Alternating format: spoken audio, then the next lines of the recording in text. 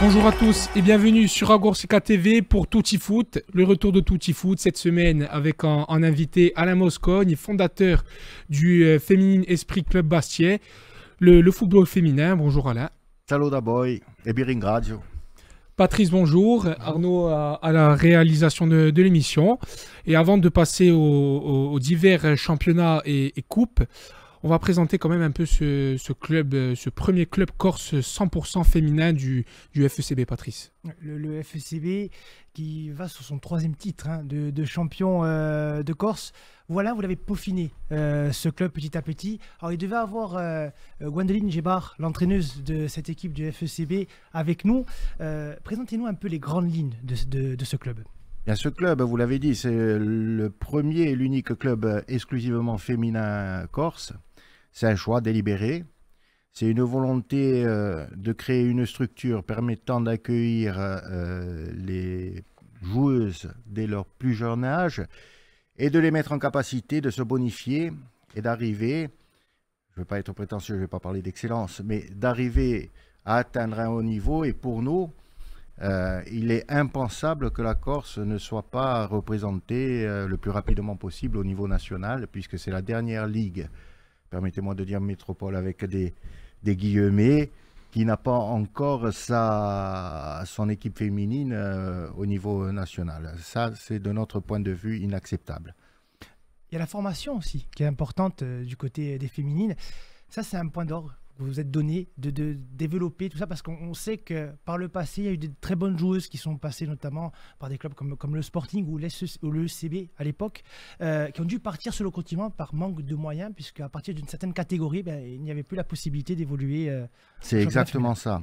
Le règlement, il est clair. Le règlement précise qu'une fille, à partir de 15 ans, si son club, dans lequel elle évolue peut-être depuis l'âge de ses 7-8 ans, ne se donne pas les moyens de créer une section féminine, la pauvre joueuse n'a que pour seule alternative soit d'arrêter de pratiquer le football, et de mon point de vue, là aussi c'est impensable, soit d'aller chercher un autre club. Et je tiens à préciser que malheureusement, à date, seul en Haute-Corse, je ne veux parler que de la Haute-Corse, 4 clubs dans le Grand Bastia, mais le très Grand Bastia, parce que je vais aller jusqu'à la Casinca, joue le jeu des seniors. C'est-à-dire qu'aujourd'hui, la AS Casinca est en capacité d'avoir une très bonne équipe senior, mais en même temps, elle est en capacité d'accueillir des joueuses de 7 ans, 8 ans, jusqu'aux seniors. Il en est de même pour le Gallia Luciana, il en est de même pour Biguglia. Et bien sûr, pour le FECB, mais le FECB, c'est sa vocation première et unique, de former des jeunes filles. Et là aussi, à titre d'exemple, on voit bien que sur des matchs clés, nous faisons confiance à la jeunesse, puisque sur un match où nous jouions le titre de champion de Corse contre nos rivaux et néanmoins amis de la Casinca, on a aligné une équipe ultra jeune. En défense, en comptant la gardienne de but, donc sur 5 joueuses, sur 11 sur le terrain, on était sur une moyenne d'âge inférieure à 19 ans. Et ça, c'est la formation. Ce n'est pas le fruit du hasard.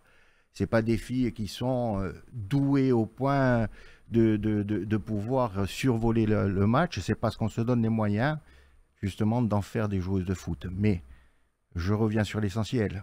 Si vous ne créez pas une perspective à une jeune fille de 15 ans en disant « Non, mais nous, on te prend à 7 ans, à 8 ans. Oui, tu vas gagner des plateaux, des tournois à U11. » Et à 15 ans, au-delà de tes 15 ans, on te crée une perspective. Tu vas être en senior, tu vas être en R1. Si on ne le fait pas, eh bien, quelque part, on dupe cette jeune fille, et ça, je ne peux pas y consentir.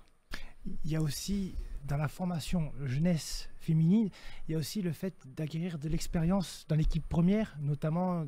Vous avez recruté une joueuse de l'Olympique Lyonnais qui était déjà venue à l'époque quand vous étiez au SCB, c'était Brittini, qui a quand même gagné 2 fois la Ligue des Champions avec l'Olympique Lyonnais. C'est ça aussi la force de cette équipe du FCB, c'est de se baser aussi sur de l'expérience pour justement former la jeunesse. C'est le combo des deux. C'est-à-dire que nous avons, par la formation, réussi à être attractifs aux bonnes joueuses locales, mais à côté d'elle, nous leur avons mis des filles qui ont tout connu, qui ont connu les plus grandes victoires. Je pense à Tonasi, par exemple, Toto, qui a 60 sélections en équipe de France, qui a gagné elle aussi la Champions League, comme Bretigny. Mais même sans avoir les titres, je pense à celle qui l'année dernière était notre capitaine, Cambursano, Stéphanie Cambu, qui est un phénomène dans son état d'esprit, dans sa bienveillance à l'endroit des jeunes. Et puis je pense aussi à Léo Moultari, qui permet justement, de par son expérience, des années de première division, des années évoluant à Marseille, à Saint-Étienne, qui permet aux jeunes filles de la défense d'entendre les conseils et surtout de les mettre en application. C'est ça la force de notre réussite. Ce n'est pas le fruit du hasard. C'est parce que nous nous donnons les moyens d'aller vers une plus-value en misant sur la jeunesse corse. Parce que ça, il ne peut pas en être autrement. Mais aussi d'apporter une touche extérieure qui vient nous faire un bond qualitatif. Pour parler purement du championnat de Régional 1, là vous êtes champion, il y a les barrages d'accession qui vont arriver. L'an dernier, vous les avez perdus. Expliquez-nous comment ça se passe, les barrages d'accession, parce qu'on sait que c'est un peu complexe à notre niveau régional. C'est tout à fait complexe et totalement atypique. C'est-à-dire que la Ligue corse de football, comme elle est la plus petite ligue et qu'ils ne veulent pas faire une poule de D3 à 13, nous sommes contraints de faire un pré-barrage. Mais bien sûr, comme l'enfer est pavé de bonnes intentions, ils nous disent sur un match sec, mais tant qu'à faire en Alsace. Parce que le Groenland ne fait pas partie de la Fédération française. Sinon, ils auraient pensé au Groenland. Donc, voilà, nous avons cette contrainte. Et l'année dernière, rappelez-vous, nous avions gagné à Blénaud, à l'extérieur, pour rencontrer par la suite le Montpellier Hérault, qui est une réserve de première division, qui nous avait étrillé d'ailleurs, autant le dire de manière très claire et sans ambiguïté, au match retour, en faisant descendre des joueuses de première division et des internationales U19. Mais là, cette année, il se trouve que nous ne rencontrerons pas, si nous avons le bonheur d'aller jusqu'au bout, des équipes réserves de première division. Et je pense que cette année, la porte est un peu plus ouverte. On reviendra tout à l'heure sur la Régionale 1 pour parler des dernières journées qui arrivent et du classement pour le FECB qui est déjà scellé. On va commencer par le foot à 11 mais masculin avec le challenge Alex Stra qui a eu lieu ce week-end et les quarts de finale. Le premier match, on va le voir en image, c'est Cargès qui s'est imposé face à la réserve de Bocognano 2-1. Cargès qui a gagné, mais qui a pas mal loupé d'occasions, messieurs. On le voit en image. Cargès qui est sur la bonne dynamique de sa saison en R2 et qui est en demi-finale. Ouais, qui est en demi-finale, on l'a vu, il a déjà la première action sur la barre transversale, c'était la seule action vraiment importante de cette première mi-temps. Et là, on voit cette action en seconde mi-temps avec l'arrêt du gardien de Cargès. Et justement, de suite après, cette action, cette balle en profondeur qui va battre le gardien de Bocognano. C'était l'ouverture du score de cette équipe de Cargès. Mais ils ont mis le tempo, cette équipe de Bocognano dans cette rencontre. Et c'est vrai que Cargès, alors là... C'est un peu le tournant du match. C'est un peu le tournant, c'est même le tournant du match. Là, ce que loupe dans les 5,50 m l'attaquant de cette équipe de Bocognano. Et là, c'est vrai qu'il y a eu aussi une erreur de la défense de Bocognano. Et c'est le joueur de Cargès qui trouve le poteau du portier. Mais c'est vrai que Cargès a loupé énormément d'occasions de cette rencontre. Quoi. Ils ont passé le tour, ils sont qualifiés pour les demi-finales. Oui, Bocognano qui est sur une belle saison aussi en Régional 3. Ils ont égalisé, mais c'était trop tard pour revenir au score puisque Cargès a remporté ce match et tombera en demi-finale contre le Gallia Luciana, l'équipe de Régional 2. On va le voir juste après en image. Le Gallia qui s'est imposé 3-1 face à la réserve de Corté, deux équipes de Régional 2.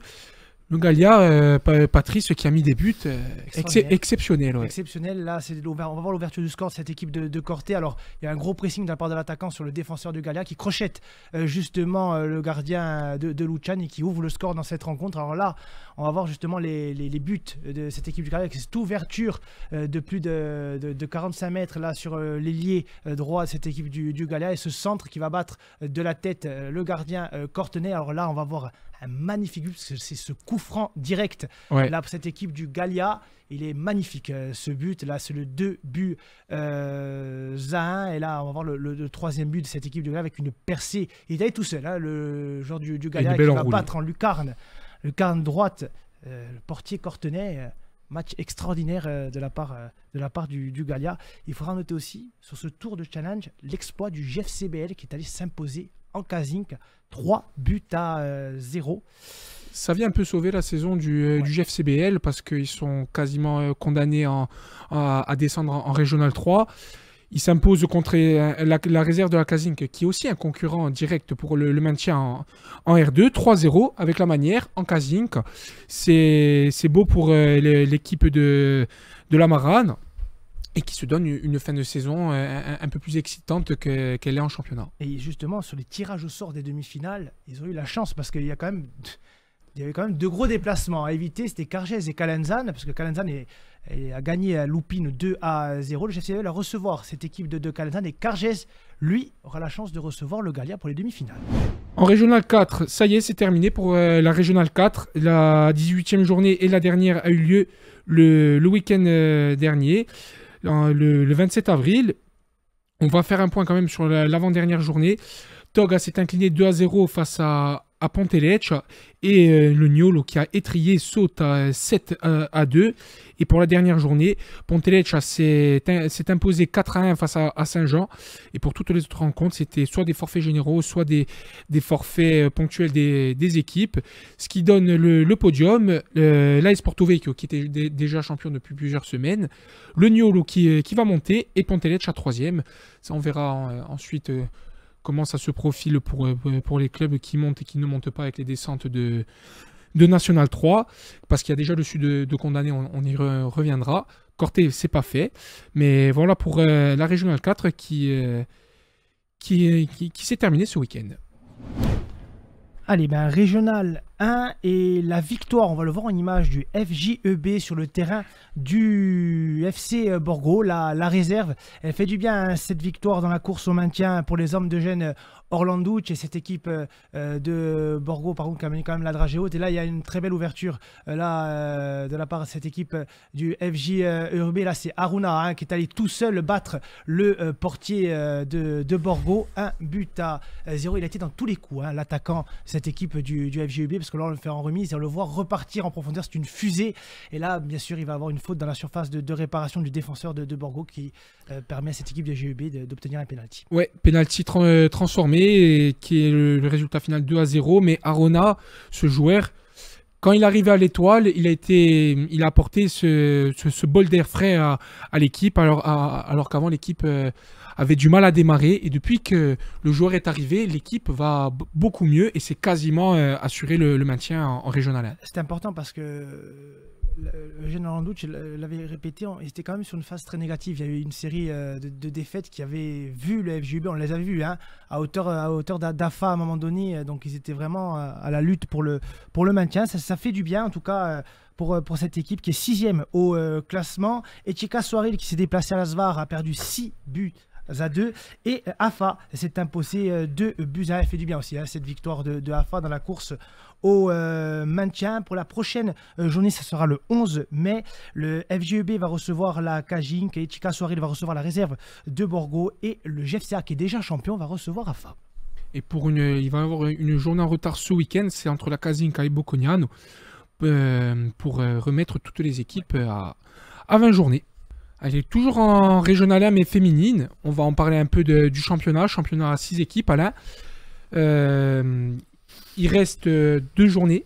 Il reste le déplacement au Gallia Luciane et la réception du FJEB. Vous êtes la meilleure attaque de la poule, la meilleure défense, 4 buts encaissés seulement.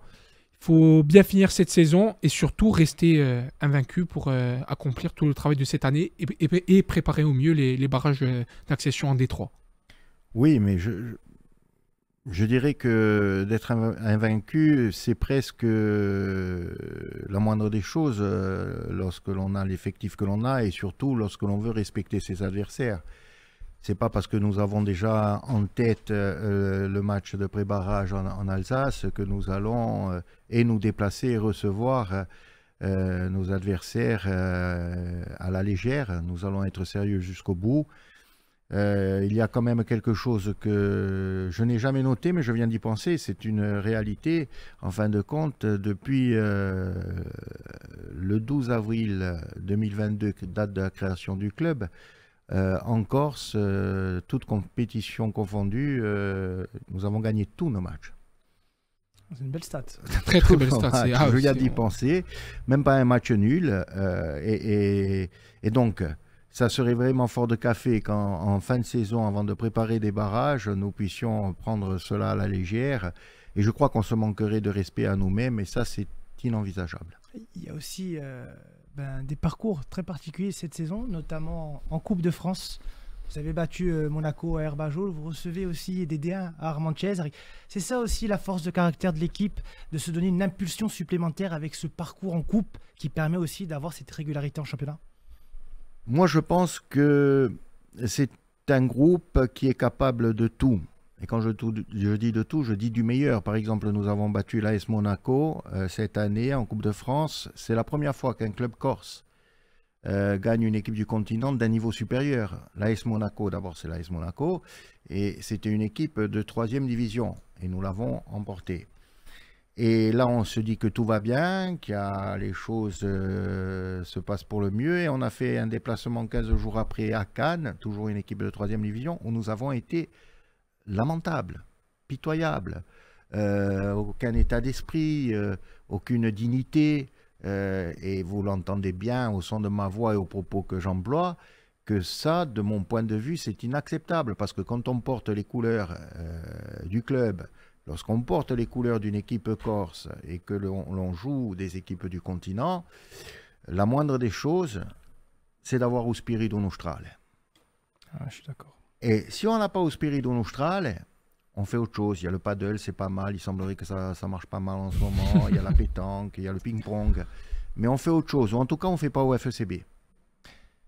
On le voit, l'écart de niveau entre une D3 et une régionale 1? Ah oui. Oui, effectivement. Bon, si je prends pour référence les deux matchs, Monaco, nous gagnons au pénalty, elles égalisent en fin de match, mais on est sur du jeu égal. Mais nous sommes obligés, en étant R1, d'appréhender le match comme un match de D3, c'est-à-dire au niveau national. On n'est pas dans un match régional, il faut être à 100% de la première à la dernière minute. Et lorsqu'à Cannes, on se déplace la fleur au fusil et que l'on croit qu'on est les meilleures joueuses du monde, eh bien, on se fait tout simplement massacrer par une équipe qui, certes, était meilleure que l'AS Monaco, mais tout de même, perdre 5-1, il ne faut pas avoir de gueule, quoi. Il y a des façons de perdre. Il y a des façons de perdre. Moi, vous savez, la victoire est une chose, la défaite en est une autre, et je prends les deux du même front. La chose que je ne digère pas, c'est une abstraction pour moi, en tant qu'homme, c'est ne pas combattre.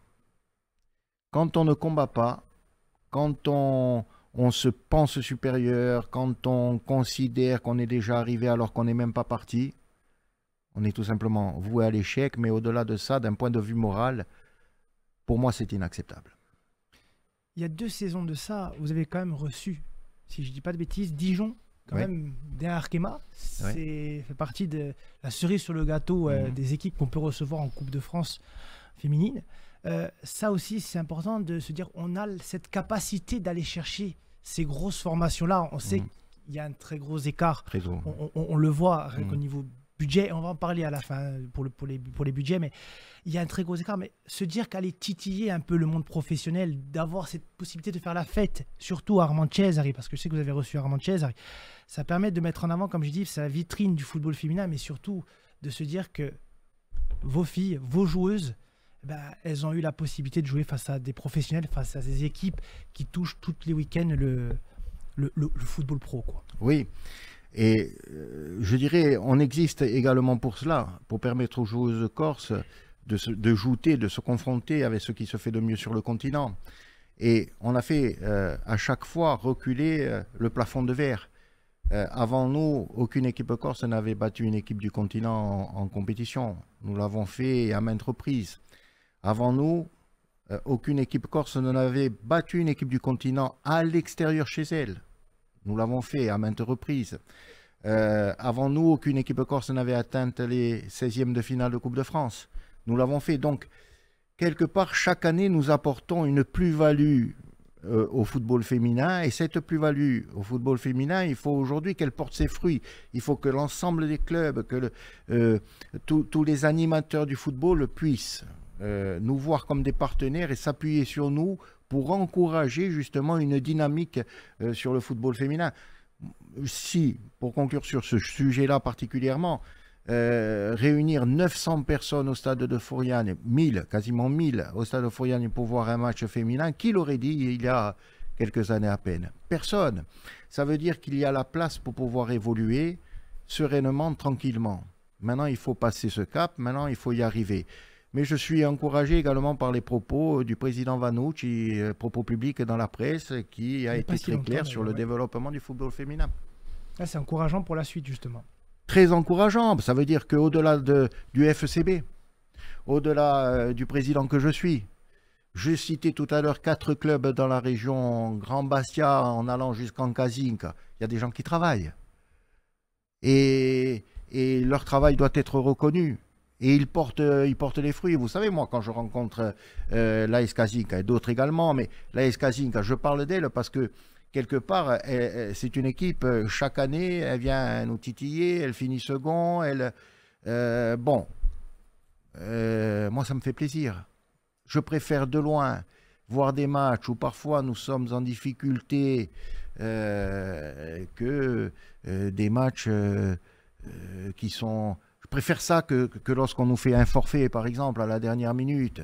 Ça, c'est inacceptable. Il faut que ça s'arrête. Il faut un petit peu de dignité. Il faut que le football féminin puisse, comme son grand frère, le football masculin, exister. Et il faut penser aux petites.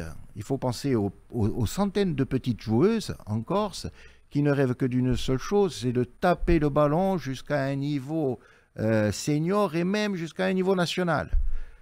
Et c'est en pensant à elle qu'il faut trouver la motivation de faire bouger les lignes. Et là encore, je reviens sur l'espérance. Quand je lis ce que dit le président Vanucci, eh ben, j'ai des raisons d'espérer sur ce que va devenir le football féminin.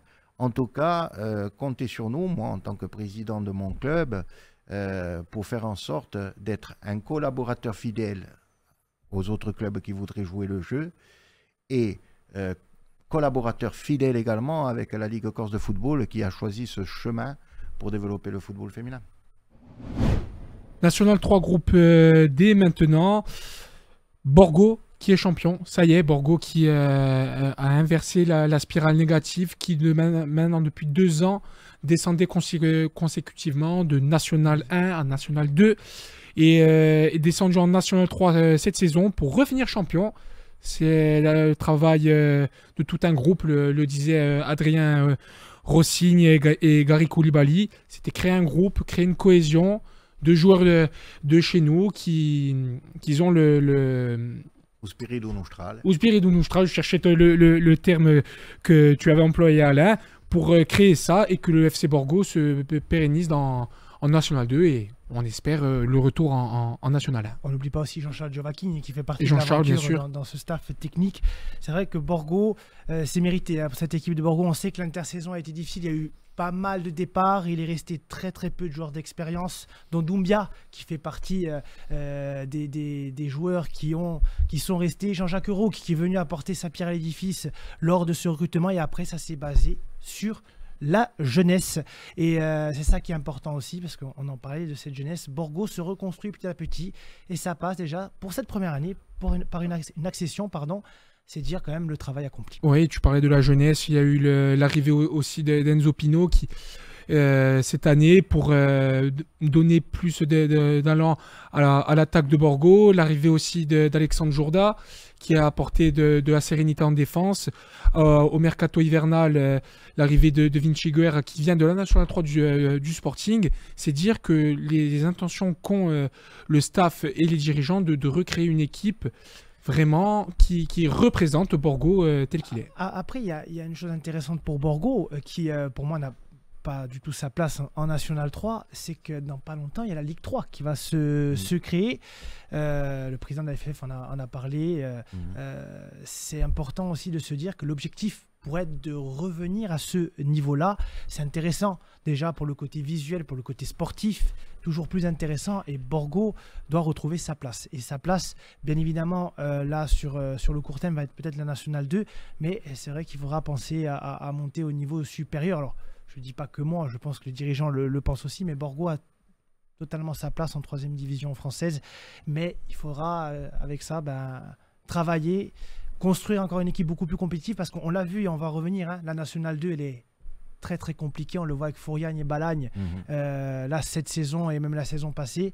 Voilà, cette équipe de Borgo a du mérite et on espère les revoir, voilà, comme j'ai dit, en D3, en Ligue 3 bientôt, je pense, d'ici quelques années. Surtout que Borgo, au niveau vraiment infrastructure, on parle, a les moyens d'aller en National 1 avec le complexe, le magnifique complexe que le Paul Nadal. Tout est réuni. Tout est réuni, terrain pelouse pour s'entraîner si on joue sur de la pelouse, terrain synthétique, les vestiaires, salle de muscu et j'en passe. Borgo vraiment peut espérer la National 1 avec tout ce qu'il y a autour. Et là, on voit aussi l'AC Ajaccio qui s'est imposé à l'extérieur. Hein, Jean-Baptiste, 4-1 face au Grand Quevilly, qui est 3e. Et le Sporting, ça a été un peu la surprise, qui s'est incliné à Armanquez, 2-1. Et le Sporting qui marque un peu le pas, qui est 8e avec 34 points. Hein. Ouais. Et pour les prochaines journées, le Sporting va se déplacer à Bretigny. L'ACA va recevoir Dives et Borgo va se déplacer à Alençon. Borgo, je pense qu'ils veulent finir la saison comme ils ont commencé, sans forcément se relâcher à 2 journées de la fin. Mais sinon, pour les autres journées hors Club Corse, il va y avoir un match entre Caen et Quevilly, et le Grand Quevilly, mais qui va être sans importance parce que les deux équipes sont condamnées. Ouais. Et la rencontre aussi entre Linas et Saint-Ouen qui sont collés au classement. Allez, National 3, groupe J, Corté s'est imposé 5-4 face à la Lanterne Rouge EGA Ardive, et on a l'interview de David Farderne, le coach de cette équipe de Corté, qui revient justement sur cette victoire face à EGA Ardive et sur bien sûr les prochaines échéances dans ce championnat. Il est repêchable entre guillemets dans notre groupe et espérer être dans les meilleurs clubs repêchables, je veux dire. Bon, déjà, oui, on menait 5-1, on prend un penalty en fin de première mi-temps qui est assez, qui est assez cruel. Enfin, je pense que l'arbitre aurait pu siffler autre chose, ne pas donner penalty du tout, parce que c'est un joueur qui frappe à l'entrée de la surface à 1 mètre de Nordina Itiaya, qui touche le ballon de la main. Je vois pas ce qu'il pouvait faire d'autre. Il lui tire dans la main. Bon, on se retrouve à 5-2. En deuxième mi-temps, on a beaucoup d'occasions pour passer à 6-2, qu'on met pas. Et en fin de match, on se fait un peu peur. Bon, il faut savoir que on a quand même pas mal de soucis d'effectifs. On s'est retrouvé en fin de match avec le petit Laurent Colombagne, le petit JT Amogne qui n'ont pas l'habitude de jouer en National 3. D'ailleurs, Laurent Colombagne qui marque contre son camp le 5-4 à quasiment une minute de la fin du temps réglementaire. Après, on s'est retrouvé avec, heureusement que l'arbitre nous a mis que 3 minutes de temps additionnel, parce qu'on s'est fait un peu peur, on a reculé, on avait du mal à tenir le ballon, et forcément l'adversaire poussait pour essayer d'égaliser.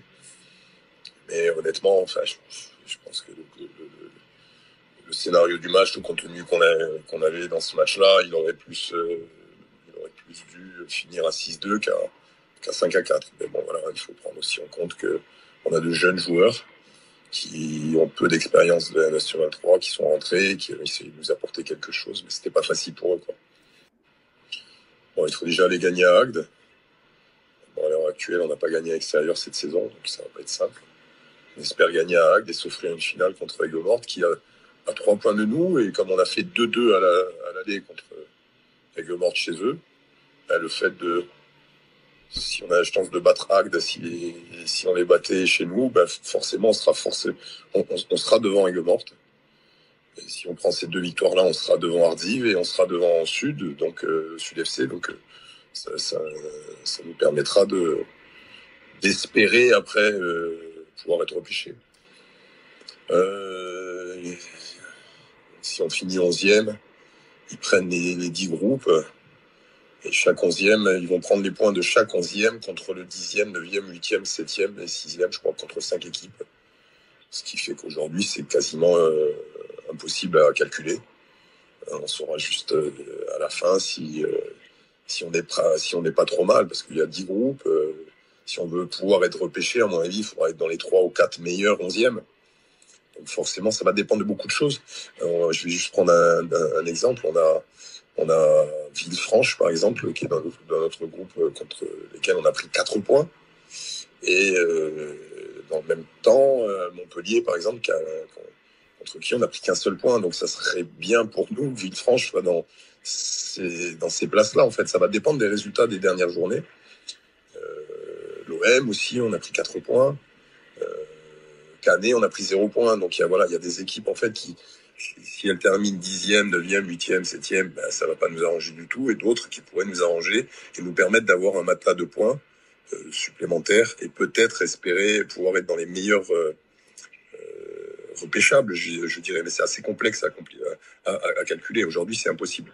Il faudra vraiment attendre la dernière journée. Et à partir de là, aussi, et savoir si il y a des clubs qui ont des problèmes financiers qui vont être relégués.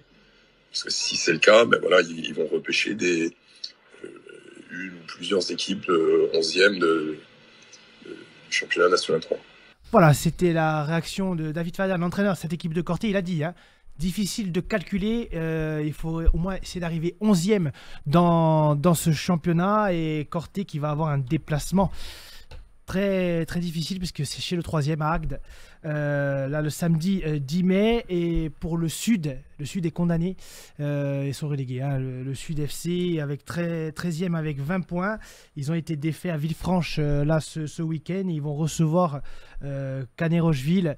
Voilà, ça a été une année particulière pour le Sud qui a changé d'entraîneur en cours de saison. Une année d'adaptation qui malheureusement n'a pas porté ses fruits. Oui, première année en National 3, historique pour le Sud. On sait que c'est pas évident de passer de la Régionale 1 à la National 3. Ils vont sans doute jouer les premiers rôles en R1 l'an prochain. On espère qu'ils montent le plus vite possible et tirer des leçons de cette année. Mais là, oui, leur sort est scellé suite, comme tu l'as dit, à la défaite à Villefranche 2-0. Et en contrepartie, le Gallia est maintenu. Le Gallia Luciana est maintenu officiellement en National 3. Le Gallia qui est maintenant une équipe habituée des championnats nationaux et pour le coup la National 3. Pour les prochaines rencontres du Gallia, pour finir sur ça, ils vont se déplacer à Ardive et le Sud, comme tu as dit, à Canet-Rocheville et Corté à Agde. Et Corté va jouer sa finale, la dernière rencontre, s'il gagne à Agde, contre Aigues-Mortes qui est juste devant Corté au classement. National 2, Fouragnagliagne a validé son maintien grâce à cette victoire 2-0 face à Chantilly. Doublé de Toumain, il est performant ce joueur du côté de Fouragnagliagne. Le FC Bâle, lui, s'est incliné face au second de ce championnat, Bobigny, 2-1. On le voit au classement. Fouragnagne est 7e avec 36 points. Le FC Bâle est 10e avec 34 points. Il manque, je pense, une victoire au FC Balagne pour se maintenir dans ce championnat, puisque les prochaines journées, le FC Balagne va recevoir Agno, alors que Fouriane va se déplacer à l'AS Villiers-Ouglac. Ouais, Fouriane qui, en début de saison, enfin, année de transition, changement de coach, Patrick Videra qui s'en va. Romain Paturel, c'est pas évident de garder la même dynamique que l'an dernier, du moins. C'est surtout l'aspect de la perte. Ça a été particulier cette saison pour Fouriane. La perte des points aussi a impacté énormément parce que Fouriane faisait un excellent début de saison. Il faut le rappeler quand même, c'est important. Avec la qualité de cet effectif. Balagne, lui, avait survolé le début C'est ça. de saison. Ils étaient premiers. Ouais, de la premier, poule, second avec Fleury et On s'est Bobigny. dit, les points qui sont pris ne sont plus à prendre. Et c'est vrai qu'après, ils ont marqué un peu le pas aussi, cette équipe du FC Balagne. Mais Foriani, avec la force de caractère, parce qu'il s'est descendu dans la zone de relégable, avec la force de caractère de cette équipe, ont réussi à se maintenir. C'est très bien pour le football corse à ce niveau. Alors, on termine par le dernier championnat qui est la Ligue 2. Et messieurs, première défaite du Sporting à domicile contre Grenoble, au terme d'un match fou quand même. Mais le Sporting est donc 8e et Grenoble qui a recollé avec le Sporting à 2 journées de la fin. Ouais, je pense que Alain, je pense que vous allez me rejoindre, mais c'est vrai que Benoît Tavenot l'a dit, il faut essayer de garder cette 8e place, être dans le top 10 pour cette fin de saison. Il y avait un objectif. Alors il y en avait deux.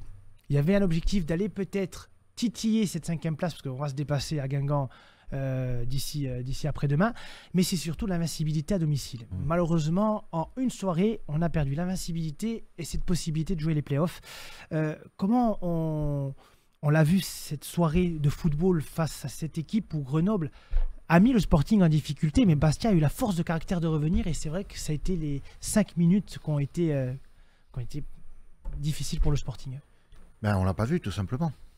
On ne peut pas imaginer à un moment donné que le Sporting ait pu, même lorsqu'il était dans la difficulté, garder son invincibilité contre des équipes qui, ma foi, avaient quand même un autre visage que Grenoble, et le perdre. Mais c'est le football en même temps, c'est pas une critique pour une critique, c'est tout simplement de nous rappeler en fin de compte qu'il n'y a rien d'acquis en football, et que même si c'est pas une surprise outre mesure, mais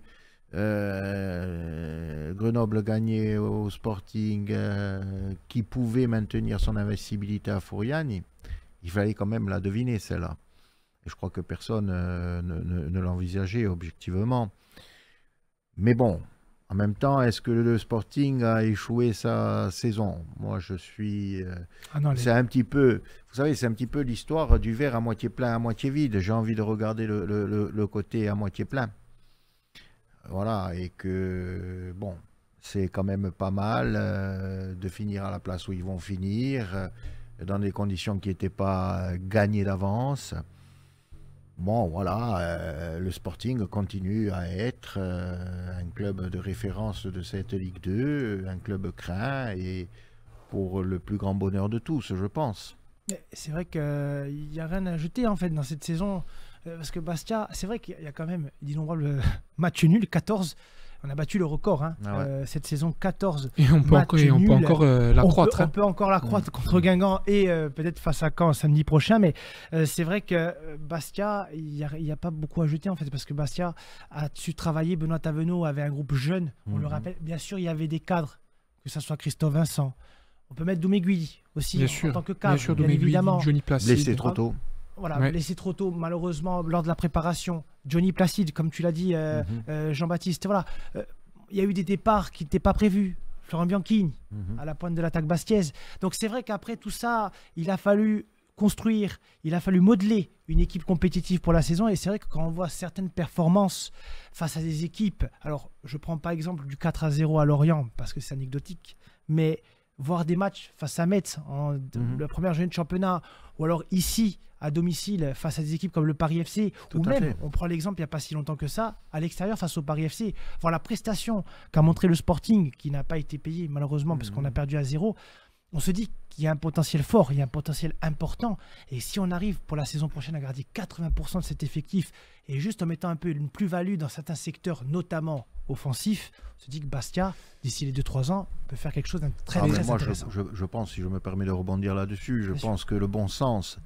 et loin de moi l'idée d'enseigner le bon sens au staff et aux dirigeants du Sporting sur le sujet, mais l'intérêt serait effectivement de pérenniser un effectif à hauteur de 80% et aller chercher justement les éléments qui ont pu faire défaut à un moment donné pour renforcer ce groupe. Mais vous verrez que si ça va dans ce sens-là, le Sporting de l'année prochaine aura un tout autre visage, parce que les joueurs, même s'ils restent les mêmes, eh bien, quelque part, ils sont plus dans la même dynamique non plus. Ils ont appris, ils ont digéré leur venue, ils se sont imprégnés de l'état d'esprit et de l'ambiance. Et que forcément, ça porte ses fruits. Des fois, vous parlez des 12 ou 14 matchs nuls.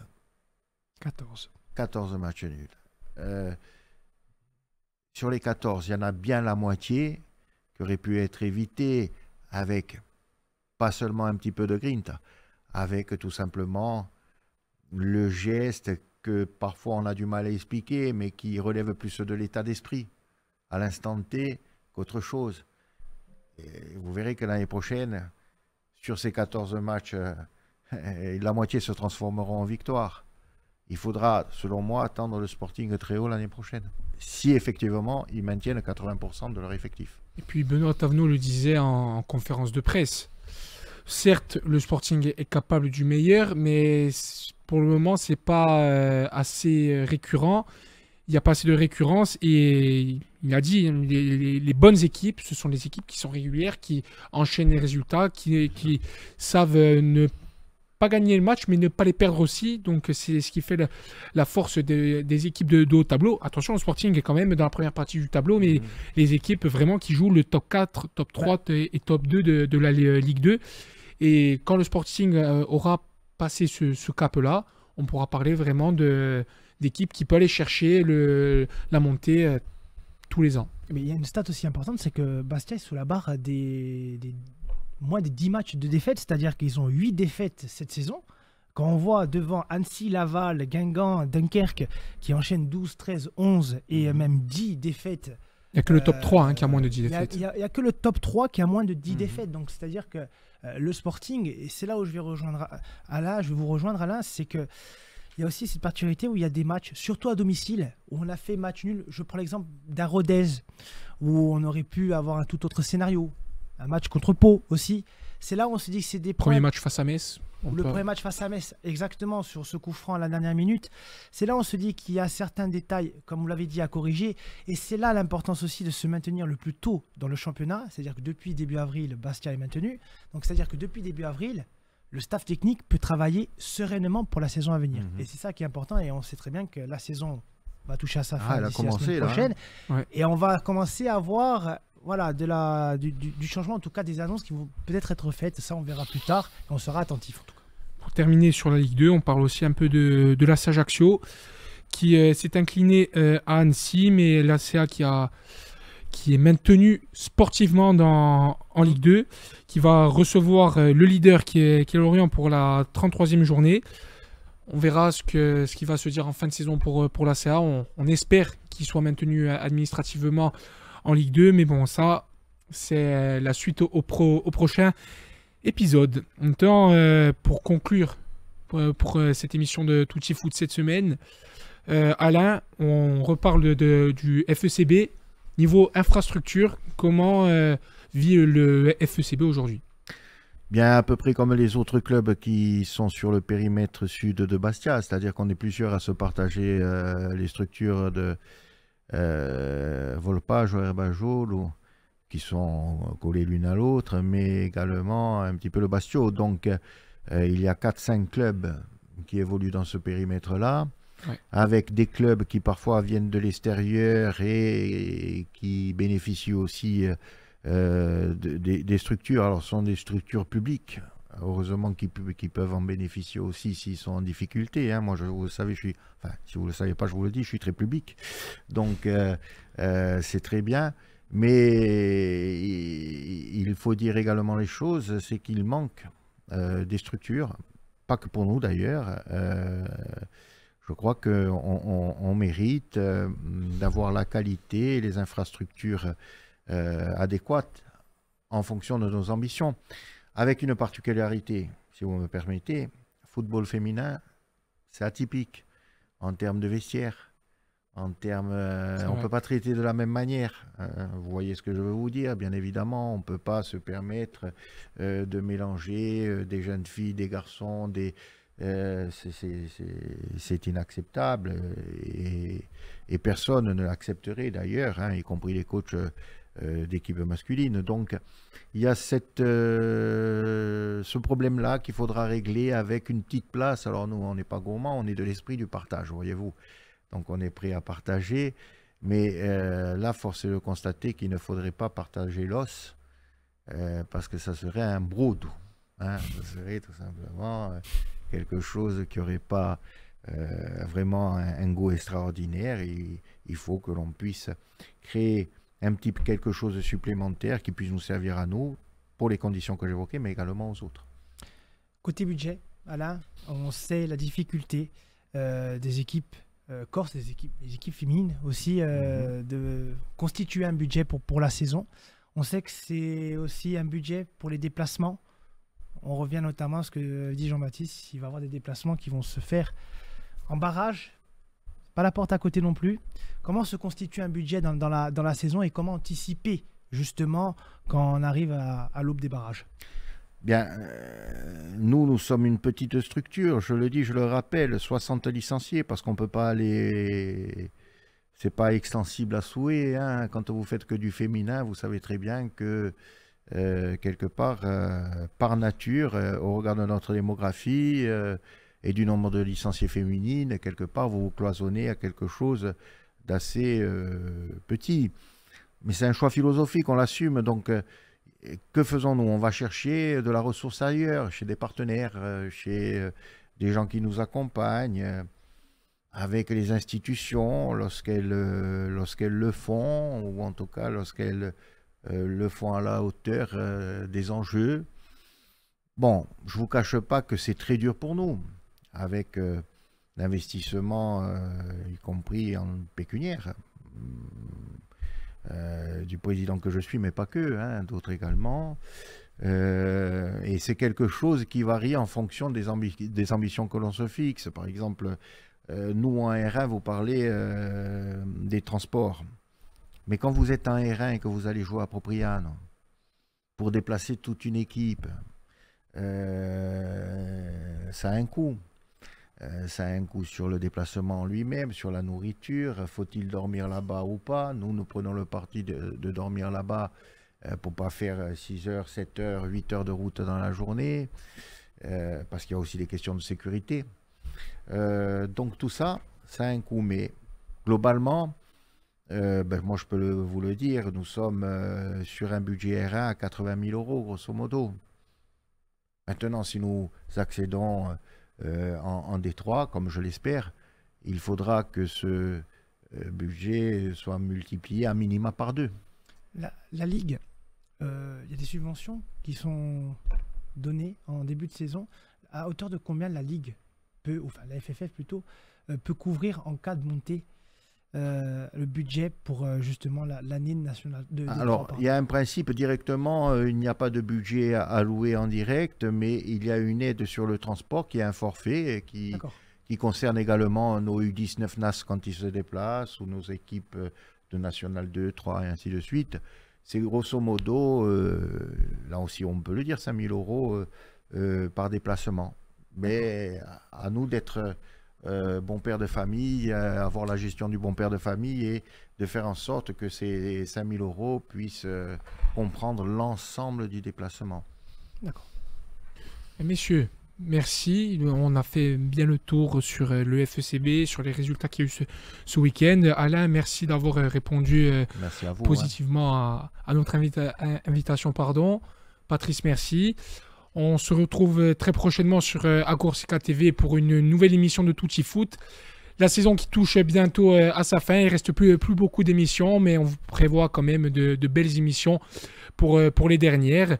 Après, bonne journée ou bonne soirée si vous regardez l'émission le soir.